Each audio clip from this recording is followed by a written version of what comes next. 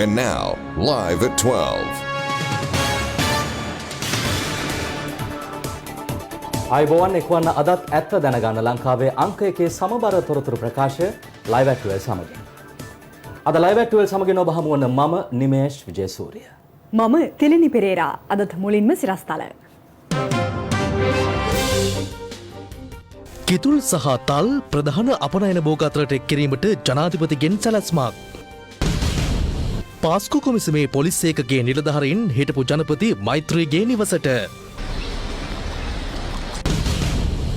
පිළියන්දලදී heroin සමග අමුසැමියුවලක් අත්අඩංගුවට. අධික වර්ෂාවෙන් කරච්චි නුවරට දැඩි බලපෑම්. මෙසි බාසිලෝනාවට සමුදීමට සැරසේ.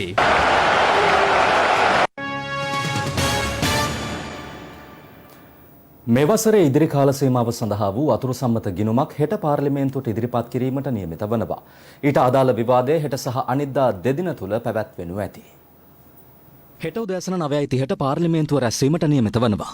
එහිදී සැප්තැම්බර් මාස 1 වෙනිදා සිට දෙසැම්බර් මාසය දක්වා වූ කාලය සඳහා අතුරු සම්මත ගිණුමක් පාර්ලිමේන්තුවට ඉදිරිපත් කිරීමට නියමිත බවයි ජනමාධ්‍ය අමාත්‍ය කෙහිලිය රඹුක්වැල්ල මහතා පවසන්නේ. එම අතුරු සම්මත ගිණුමට අදාළ විවාදය හෙට සහ අනිද්දා දෙදින තුල පැවැත්වීමට කටයුතු යොදා තිබෙනවා.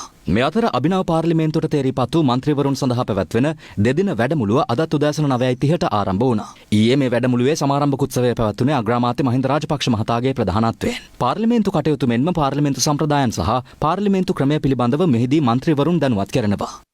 මේ අතර නව රජයේ දෙවන කැබිනට් රැස්වීමද අද පැවැත්වීමට නියමිතයි. අද පසරු 4ට දෙවන කැබිනට් රැස්වීම පැවැත්වීමට නියමිත වෙත්තේ ජනාධිපති ලේකම් කාර්යාලයේදී. ඉදිරියේදී සතියේ සෑම බදාදා දිනකම කැබිනට් රැස්වීම පැවැත්වීමට නියමිත වෙත්තේ ජනාධිපති ගෝඨාභය රාජපක්ෂ මහතාගේ ප්‍රධානත්වයෙන් බවයි වාර්තා වන්නේ.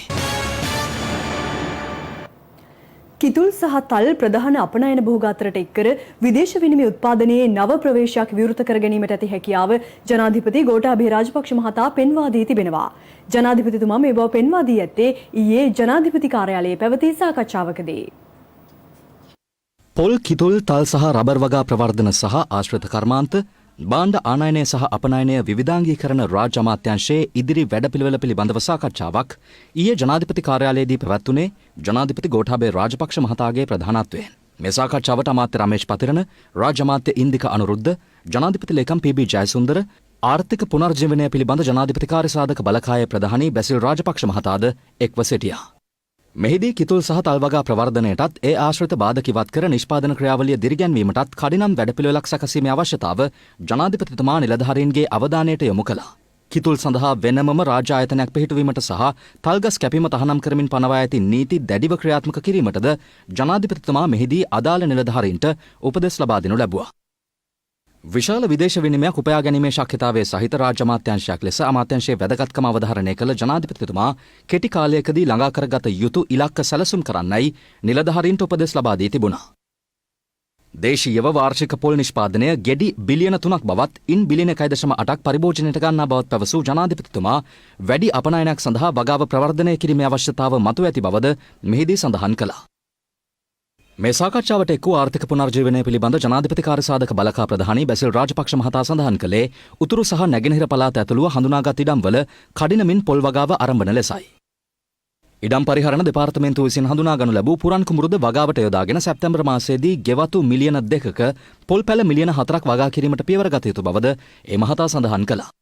පොල් සඳහා ස්ථාවර මිලක් නියම කිරීම කෙරෙහිද මේ සාකච්ඡාවේදී අවධානය යොමු වූ අතර දෙමුහුන් බීජ පැල වගාව සඳහා එක්කර ඉන් ඉහළ පළදාවක් ලබා ගැනීමටද අවධානය යොමු වුණා. රබර් අපනයනයෙන් ලැබෙන වාර්ෂික ආදායම ඩොලර් මිලියන 600ක් වන අතර 2020 වසරේදී ඩොලර් මිලියන 2000ක ආදායමක් බවට එය වර්ධනය කිරීමට සැලසුම් කර ඇති බවත් රබර් වගාවේදී නව ප්‍රභේද හඳුන්වා දීමටත් බැවුම් ප්‍රදේශවල ෆයිනස් ගස් වෙනුවට රබර් ගස් සිටුවීමටත් ඇති හැකියාව පිළිබඳව ජනාධිපතිතුමා මෙහිදී පෙන්වා දුන්නා. ආරක්ෂක ලේකම් විශ්‍රාමික මේජර් ජනරල් කමල් ගුණරත්න මහතා අද අභ්‍යන්තර ආරක්ෂක ස්වදේශ කටයුතු සහ ආපදා කළමනාකරණ රාජ්‍ය අමාත්‍යාංශයේ නව ලේකම්වරයා ලෙස වැඩබහර ගනු ලැබුවා. ඒ නාරහෙන් පිට පිහිටි සිය කාර්යාලයේදී අභ්‍යන්තර ආරක්ෂක ස්වදේශ කටයුතු සහ ආපදා කළමනාකරණ රාජ්‍ය අමාත්‍යාංශයේ නව ලේකම්වරයා ලෙස විශ්‍රාමික මේජර් ජෙනරල් කමල් ගුණරත්න මහතා අද පෙරවරුවේ වැඩබාර ගනු ලැබුවා.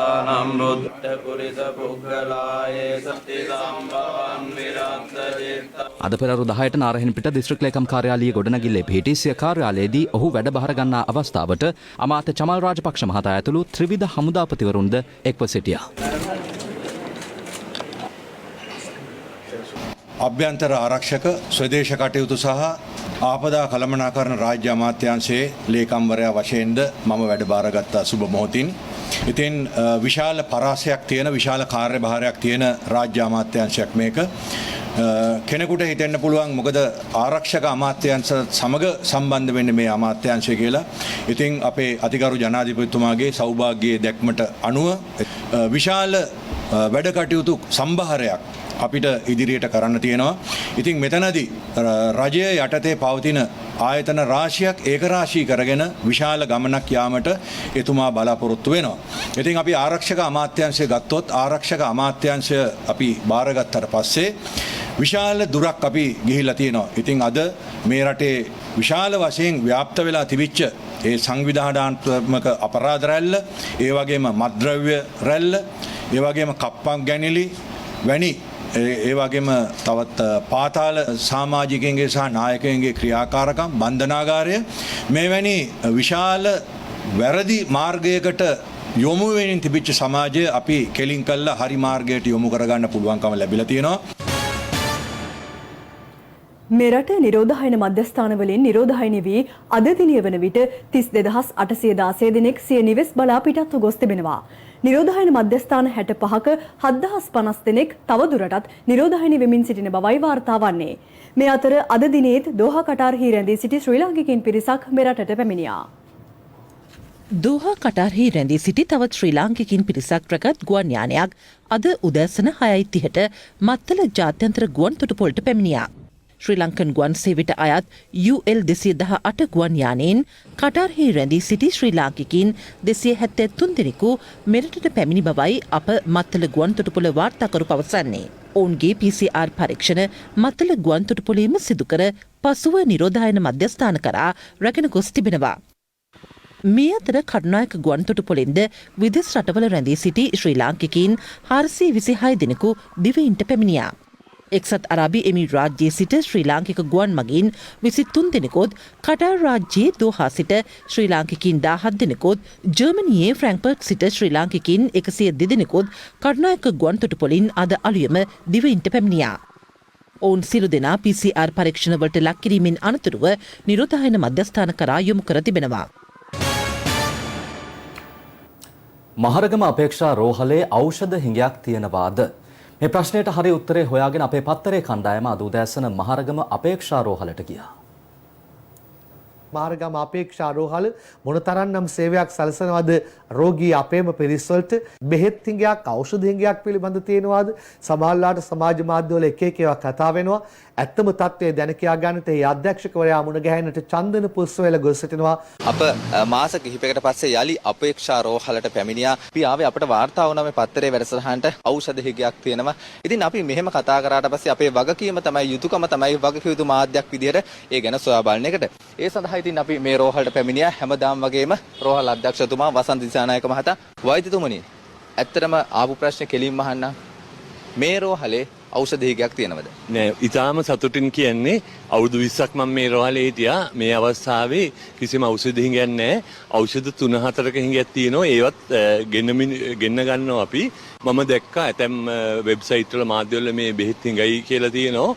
ඒකේ දාලා තිබ්බා මේ පිළිකා රෝහලේ බෙහෙත් නෑ කියලා. බෙහෙත් ಜಾති 100 ගාණක් තියෙනවා 400ක් විතර. මේ ඒ වයින්ොත් ඒකේ දාලා තිබ්බා 860ක් දීලා බෙහෙත පෙත්තක් ගන්න ඕනේ කියලා. ඒ එතන අදහස් කරන්නේ ඇනස්ට්‍රෝල් කියන පෙත්ත. ඒක තියෙනවා ඇති තරම්. වෛද්‍යතුමනි දැන් සඳහන් කරනවා අපේ වාර්තාවනෝ මේ පිළිකා රෝගය වැළඳිච්ච කෙනෙක් සුවපත් වුණාට පස්සේ ඔවුන්ට එන්නතක් ලබා දෙනවා. ඉතින් ඒ එන්නත රුපියල් 80000ක් වන බව තමයි සඳහන් උනේ. එහි හිගතාවයක් පවතින බව වාර්තා වෙනවා. ඔබ කියන්නේ පියවරු පිළිකා. පියවරු පිළිකා හොඳෙන් පස්සේ ලබා දෙන එකක් ට්‍රැට්සුසුමැබ් නැත්නම් හර්සෙප්ටින් කියලා. ඒ බෙහෙත් ඇති පමණ මේ රෝහලේ තියෙනවා. කිසිම ප්‍රශ්නයක් මතුවෙලා නැහැ. යම් හේකින් පැමිණෙන රෝගීන්ට මහරගම අපේක්ෂා රෝහලේදී පිටින් ගන්නට බෙහෙත් ලියා දෙනවාද මිල අධික දේවල්. අන්න ඒ කාරණාව පුංචි විමසීමක් කරන්න. පත්‍රිකා නිකුත් කරන්නේ පිටින් ෆාමසි වලින් ගන්න කියලා නෙමේ රංගන. ඇත්තටම මේ දැන් මම කතා කරේ අත්‍යවශ්‍ය පිළිකා බෙහෙත් ගැන. සමහර බෙහෙත් ಜಾති දොස්තරවලා ලියනවා මේ එදාට ලියනවා ඒ ලෙඩාට. එතකොට ඒ පත්‍රිකාව මම අත්සන් කරලා ඒක යවන්න ඕනේ සෞඛ්‍ය අමාත්‍යාංශයට. ඒකෙන් අවසර අරන් වෛද්‍ය සැපයුම් අංශය හරහා තමයි මිලදී ගන්නෙ. ඒ ක්‍රියාවලියට මාසයක් යනවා. ඉතින් අන්න එතකොට මිනිස්සු කියනවා බෙහෙත් නැහැ කියලා. දැන් ඒක බෙහෙත් නැතිවම නෙමේ අර අලුත් බෙහෙතක් ලිව්වම ඒක ගෙන්න ගන්න යන කාල සීමාවේ ප්‍රශ්නයක් තියෙන්නේ. මාසයක කාල සීමාව අවම කරගන්න විදිහක් නැද්ද කියලා අපි අධ්‍යක්ෂකතුමාගෙන් අහමු. ඇත්තටම ඉස්සර මීටත් වඩා ගොඩක් කල් ගියා. දැන් තමයි මේ මාසෙන් ගේන එකත් කරන්නේ. මොකද ඔය පොඩි ගානක බෙහෙත් නෙමේ සමහරට ලක්ෂ 10ක 15ක බෙහෙත් ඔය ගේන්නේ. එතකොට මේ බෙහෙත් සඳහා අමාත්‍යාංශ අනුමැතිය ලැබෙන පස්සේ වෛද්‍ය සැපයුම් අංශෙන් ටෙන්ඩර් කැඳවලා මිලදී ගැනීම කරන්න ඕනේ. ඉතින් එතකොට එතන පොඩි ඩිලේ එකක් තියෙනවා. ඒකට මේ මාසේ කියලා මේ මාසේ ඇතුළත ගොඩක් අය හිතනවා ලෙඩේ පැතිරලා එහෙම ප්‍රශ්නයක් වෙන්නේ නැහැ ওই බෙහෙත් වලදී. මොකද ඔවා හැම මේ එදිනෙදා බෙහෙත් නෙමේ විශේෂිත බෙහෙත්.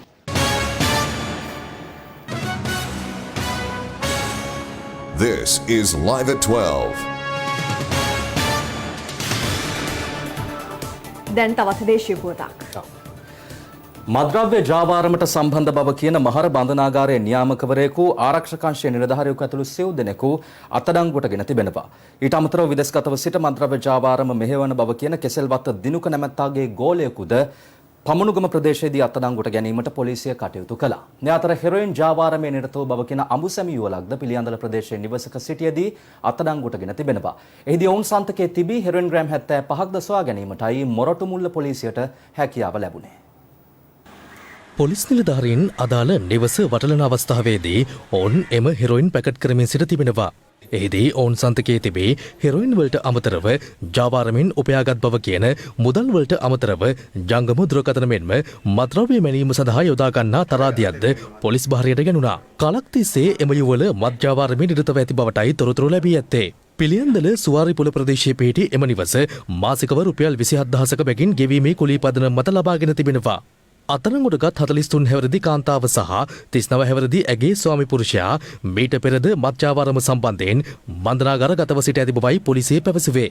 මේ අතර බොරැල්ල පොලිස් නිලධාරීන් කණ්ඩායමක් 12 වනදා අත්අඩංගුවටගත් කාන්තාවකගෙන් ලද තොරතුරකට අනුව මත්ජාවාරමින් උපයාගත් බව කියන මෝටර රථයක් සහ යතුරුපැදියක් සොයා ගැනීමට හැකි වුණා. බොරැල්ල සින්නදූපතේ පදිංචි අදාළ කාන්තාවගේ බැංකු ගිණුම් පරීක්ෂා කිරීමේදී ඒ හරහා විශාල මුදලක්ද හුවමාරු වී ඇති බවටයි අනාවරණය වී ඇත්තේ. මේ අතර පමුණුගම පොලිසිය උස්වැටිකෙයියාව ප්‍රදේශයේදී දිවරයෙකු ලෙස පෙනී සිටමින් මත්ද්‍රව්‍ය ජාවාරමේ නිරත වූ පුද්ගලෙක් සන්තකයේ තිබී හෙරොයින් ග්‍රෑම් 40ක් සහ අයිස් ග්‍රෑම් 15ක් සහ කේරළ ගංජා කිලෝ 2.5ක් සොයා ගැනීමට හැකි වුණා. අදාළ සැකකරු මට්ටක්කුලිය ප්‍රදේශයේ පදිංචිකරුවෙක් වන අතර ඔහු මෙලෙස රැගෙන ගොස් ඇත්තේ මට්ටක්කුලියේ අක්වර නැමැති මත්ද්‍රව්‍ය ජාවාරම්කරුගේ මත්ද්‍රව්‍ය බවටයි අනාවරණය වී ඇත්තේ. එම ජාවාරම විදේශගතව සිට මත්ද්‍රව්‍ය ජාවාරම මෙහෙවන බව කියන කෙසෙල්වත්ත දිනුකගේ උපදෙස් පරිදි පවත්වාගෙන යන බවට තොරතුරු ලැබී තිබෙනවා. අනුරාධපුර සුරාබදු කාර්යාලයේ නිලධාරීන්ද යතුරුපැදියකින් කේරළ ගංජා කිලෝ 2කට අධික ප්‍රමාණයක් රැගෙන යමින් සිටි සැකකරුවන් දෙදෙනෙක් අත්අඩංගුවට ගැනීමට කටයුතු කර තිබෙනවා. ඔවුන් අනුරාධපුර පරසන් ගස්වැව අසරිගම ප්‍රදේශයේදී අත්අඩංගුවට ගෙන ඇති අතර සිදු කළ ප්‍රශ්න කිරීම්වලදී අනාවරණය වී ඇත්තේ එම මත්ද්‍රව්‍ය වවුනියාව ප්‍රදේශයේ සිට රැගෙන ආ බවයි. මේ අතර මත්ද්‍රව්‍ය ජාවාරම සම්බන්ධයෙන් අත්අඩංගුවටගෙන නඩු කටයුත්තක් සඳහා වැල්ලවාය අධිකරණයට රැගෙන වෙත් අධිකරණ සිරමැදිරියේ රඳවා සිටි සැකකරුවෙකුට හෙරොයින් ලබා දීමට තැත් කළ පුද්ගලයෙකුට වසර 2ක සිරදඬුවම් නියම කර තිබෙනවා. වැල්ලවාය මහවැල්ලමුල්ල ප්‍රදේශයේ පදිංචි 24 හැවිරිදි ඔහු එකුද්දා එලෙස හෙරොයින් ලබා දීමට උත්සාහ දැරීමේදී බන්ධනාගාර නිලධාරීන් විසින් අත්අඩංගුවටගෙන වැල්ලවාය පොලිසිය වෙත බහර දී තිබුණා. පසුව ඔහු අධිකරණය වෙත ඉදිරිපත් කළ අතර එහිදී වරද පිළිගැනීම හේතුවෙන් වසර 2ක සිරදඬුවමක් සහ රුපියල් 10,000ක දඩමුදලක් නියම කිරීමටයි වැල්ලවාය මහේස්ත්‍රාත්වරයා නියෝග කළේ.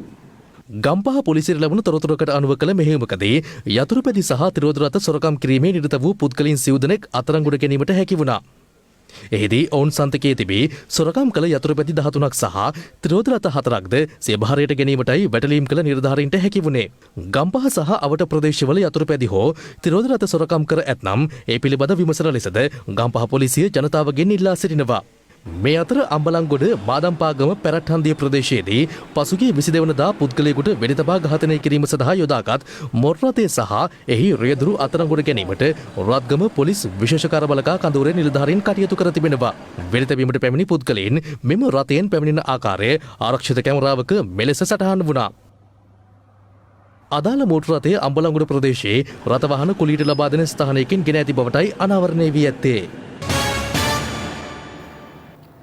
ජාතික තෞහිදි ජමාත් සංවිධානයේ නායක සහරාන් හෂීම් සහ ඔහුගේ අනුගාමිකයින් විසින් ත්‍රස්ත ප්‍රහාරයක් දියත් කළ හැකි බවට ලැබුණු විශේෂ තොරතුරු පදනම් කරගෙන රාජ්‍ය බුද්ධි සේවය විසින් සකස් කළ වාර්තාවල යම්කිසි පරස්පරතාවයක් තිබුණේ නම් අදාළ නිලධාරීන් ඒ පිළිබඳව එම අවස්ථාවේදීම තමන්ගෙන් විමසිය යුතුව තිබූ බව රාජ්‍ය බුද්ධි සේවයේ හිටපු අධ්‍යක්ෂ ජ්‍යෙෂ්ඨ නියෝජ්‍ය පොලිස්පති නිලන්ත ජයවර්ධන මහතා සඳහන් කළා. ඒ ඔහු විසින් 2019 අප්‍රේල් මාස 20 වැනි දින හිටපු ජාතික බුද්ධි ප්‍රධානී සිසිර මෙන්ඩිස් සහ තවත් නිලධාරීන් කිහිප දෙනෙකු වෙත යවන ලද බුද්ධි වාර්තාවක් පිළිබඳව ඔහුගෙන් ප්‍රශ්න කළ අවස්ථාවේදී එම ලිපියේ සහරාන් සහ ඔහුගේ අනුගාමිකයින් විසින් කාත්තාන්කුඩි ප්‍රදේශයේදී යතුරුපැදියක අටවන ලද බෝම්බයක් පුපුරවා හැරීමෙන් සිදු කරන ලද පෙරහුරුවක් පිළිබඳව කරුණු ඇතුළත් වී තිබෙනවා. නමුත් අදාළ වාර්තාවේ එම පිපිරවීම සහරාන් ඇතුළු කණ්ඩායම මගින් සිදු කළ එකක් බව කිසිදු ස්ථානයක සඳහන් කර නොමැති බව ඔහු පිළිගන්නවාද යන්න මෙන්ඩිස් මහතා වෙනුවෙන් පෙනී සිටින ජනාධිපති නීතිඥ ශානක රණසිංහ සාක්ෂිකරුගෙන් ප්‍රශ්න කළා. ඊට පිළිතුරු වශයෙන් ඔහු සඳහන් කළේ අදාළ පිපිරවීම සහරාන් ඇතුළු කණ්ඩායම විසින් සිදු කරන ලද එකක් බව තමන් විසින් ඊට පෙර අදාළ නිලධාරීන්ට දැනුම් දී තිබූ බවයි. ඒ නිසා අදාළ වාර්තාව පිළිබඳව යම්කිසි ගැටලුවක් තිබුණේ නම් ඒ පිළිබඳව ආරක්ෂක ලේකම්වරයා හෝ තමන් අමතා විමසිය යුතුව තිබූ බවත් ඔහු වැඩිදුරටත් සඳහන් කළා. එමෙන්ම තමන් විසින් සකස් කළ වාර්තාවේ යම්කිසි පරස්පරතාවයක් තිබුණේ නම් ඒ පිළිබඳව එම අවස්ථාවේදීම කතා කළ යුතුව තිබූ නමුත් ඒ පිළිබඳව වර්තමානයේදී ප්‍රශ්න කිරීම ගැටලු සහගත බවත් ඔහු සඳහන් කළා. මේ සියලු කාරණා සම්බන්ධයෙන් මා විසින් සකස් කළ වාර්තා හරහා නිලධාරීන්ට ප්‍රමාණවත් තොරතුරු ලබා දී තිබෙනවා. ඔහු පැවසුවා. එමෙන්ම 2019 අප්‍රේල් 20 වෙනිදා ජයවර්ධන මහතා විසින් හිටපු ජාතික බුද්ධි ප්‍රධානී ඇමතු අවස්ථාවේදී කතෝලික දේවස්ථාන ඉලක්ක කරගෙන ප්‍රහාරයක් එල්ල විය හැකි යන කරුණු පිළිබඳව ජාතික බුද්ධි ප්‍රධානියාව දැනුවත් කිරීමක් සිදු නොකළ බව පවසන්නේ නම් එය පිළිගන්නවාද යන්න ජනාධිපති නීතිඥවරයා ඔහුගෙන් ප්‍රශ්න කළා. ඊට පිළිතුරු වශයෙන් ඔහු සඳහන් කළේ තමන් එය නොපිළිගන්නා බවයි. එමෙන්ම 20 වැනි දිනට පෙර තමන් අදාළ ඉලක්කගත ස්ථාන සම්බන්ධයෙන් ලිඛිතව සහ කෙටි පණිවිඩයක් මාර්ගයෙන්ද ජාතික බුද්ධි ප්‍රධානියා දැනුවත් කර තිබූ බව ඔහු සඳහන් කළා. මේ අතර 2019 අප්‍රේල් මාස 9 වෙනි දින පැවති සතිපතා බුද්ධි සමාලෝචන රැස්වීමේදී ජයවර්ධන මහතා විසින් ආරක්ෂක ලේකම්වරයාගේ කතාවෙන් පසුව මූලික ඉදිරිපත් කිරීමක් සිදු කර ඇතත් එහිදී අදාළ ප්‍රහාරය පිළිබඳව ලැබුණු තොරතුරු සම්බන්ධයෙන් සඳහන් කර නොතිබීම පිළිබඳවද ඔහුගෙන් ප්‍රශ්න කළා. ඊට පිළිතුරු වශයෙන් ඔහු සඳහන් කළේ ජාතික බුද්ධි ප්‍රධානියා විසින් එම කරුණ පිළිබඳව පැමිණ සිටි නිලධාරීන් දැනුවත් කළ යුතුව තිබූ බවයි. අප්‍රේල් 4 වෙනිදා ලැබුණු තොරතුරු සම්බන්ධයෙන් ජාතික බුද්ධි ප්‍රධානියාට අප්‍රේල් 7 වෙනිදා වාර්තාවක් යොමු කළත් ඒ පිළිබඳව විමසීමට ඔහු දුරකථන ඇමතුමක්වත් ගත්තේ නැහැ. 8 වෙනිදා ඔහු වාර්තාවක් යවා තිබුණා. නමුත් එය ගැටලු සහගත වාර්තාවක්. මම ඒ පිළිබඳව අහන්නට ඔහුට කතා කළා. ඒ අවස්ථාවේදී මට තේරුණේ ඔහුට ඒ වාර්තාව පිළිබඳවවත් ප්‍රමාණවත් දැනුමක් නොතිබූ බවයි. ඔහු වැඩිදුරටත් සඳහන් කළා. එමෙන්ම කැබිනට් මණ්ඩලයේ අනුමැතියට යටත්ව පූර්ණ බලතල සහිතව පත් කරනු ලබන ජාතික බුද්ධි ප්‍රධානියාට තමන්ට වඩා වැඩි බලතල තිබෙන බැවින් ඔහු මෙම කරුණ පිළිබඳව ප්‍රමාණවත් අවධානයක් යොමු කළ යුතුව තිබූ බවත් ඔහු සඳහන් කළා. ඔහු වැඩිදුරටත් පැවසුවේ ජාතික බුද්ධි ප්‍රධානියා විසින් අප්‍රේල් 7 වැනි දින රාජ්‍ය බුද්ධි සේවය විසින් ඔහුට යොමු කළ අදාළ තොරතුරු පිළිබඳව යුද ගුවන් සහ නාවික හමුදා සහ පොලිස් බුද්ධ්‍යංශ දැනුවත් කර තිබුණේ නම් අප්‍රේල් 9 වැනි දින පැවති බුද්ධි සමාලෝචන රැස්වීමේදී ඒ පිළිබඳව දීර්ඝ ලෙස සාකච්ඡා කළ හැකිව තිබූ බවයි. ප්‍රකාශයක් ලබා ගැනීම සඳහා පාස්කු කොමිසමේ පොලිස් ඒකකයේ නිලධාරීන් හිටපු ජනාධිපති මෛත්‍රීපාල සිරිසේන මහතාගේ නිවසට අද උදෑසන පැමිණියා. පසුගිය 21 වෙනිදා පාස්කු පොලිස් විමර්ශන ඒකකයට පැමිණ ප්‍රකාශයක් ලබා දෙන්නයි හිටපු ජනාධිපතිවරයාට දැනුම් දී තිබුණත් ඔහු එදින පැමිණියේ නැහැ. පාස්කු කොමිසමේ පොලිස් ඒකකයේ නිලධාරීන් කණ්ඩායමක් අද උදෑසන හිටපු ජනාධිපති මෛත්‍රීපාල සිරිසේන මහතාගේ නිවසට පැමිණියා. කොළඹ පැජට් පාරේ පිහිටි හිටපු ජනාධිපතිවරයාගේ නිවසට එම නිලධාරීන් පැමිණ තිබුණේ පාස්කු ප්‍රහාරය සම්බන්ධයෙන් ප්‍රකාශයක් ලබා ගැනීම සඳහායි. මෛත්‍රීපාල සිරිසේන මහතාට ප්‍රකාශයක් ලබා දීම සඳහා අද දින පාස්කු කොමිසමේ පොලිස් ඒකකයට පැමිණෙන්නයි දැනුම් දී තිබුණේ පසුගිය 21 වෙනිදායි. කෙසේ වෙතත් තමාට එම පොලිස් ඒකකයට පැමිණීමට නොහැකි බවත් සිය කොළඹ නිවසට පැමිණ ප්‍රකාශයක් ලබා ගන්නා ලෙසත් හිටපු ජනාධිපතිවරයා කොමිසමේ පොලිස් ඒකකයට දැනුම් දී තිබෙනවා. ඒ අනුවයි අද එම පොලිස් ඒකකයේ නිලධාරීන් දෙදෙනෙකු හිටපු ජනාධිපතිවරයාගේ නිවසට පැමිණ ඇත්තේ.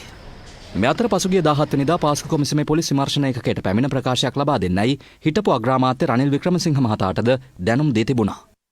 කෙසේ වෙතත් එදින ඔහුද ඊට සහභාගී නොවූ නිසා ලබන 31 වෙනිදා කොමිසමේ පොලිස් විමර්ශන ඒකකයට පැමිණ ප්‍රකාශයක් ලබා දෙන්නයි හිටපු අග්‍රාමාත්‍යවරයාට දැනුම් දී තිබෙනවා. මඩකලපුව කාත්තන්කුඩි ප්‍රදේශයේ ලීමෝලක අද අලුයම ගින්නක් හටගෙන තිබෙනවා.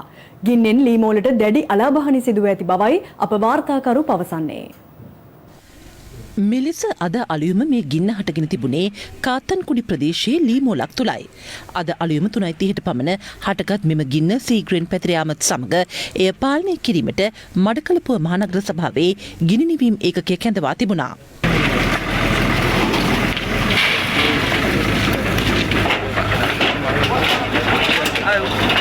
ගිනිනිවීම් ඒකකයේ නිලධාරීන් පොලිසිය හා ප්‍රදේශයේ මහජනතාව එක්ව ගින්න පාලනය කිරීමට කටයුතු කළා. කෙසේ වෙතත් ඒ වන විටත් ලීමෝලට දැඩි අලාභහානි සිදුව තිබුණා.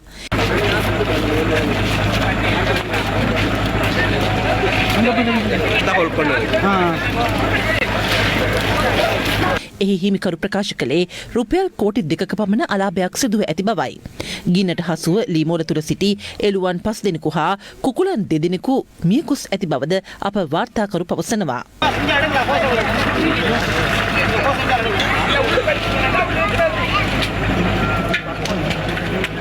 ගින්නට හේතුව මෙතෙක් අනාවරණය වී නොමැති අතර සිද්ධියත් සම්බන්ධයෙන් කාතන්කුඩි පොලිසිය මෙවන විට පරීක්ෂණයක් ආරම්භ කර තිබෙනවා.